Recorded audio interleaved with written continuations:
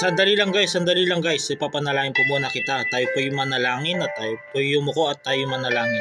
Amang Diyos, maraming salamat sa biyaya na pinagkaloob niyo po sa pagkain, tubig, kuryente, hangin, bahay, ulam, bigas.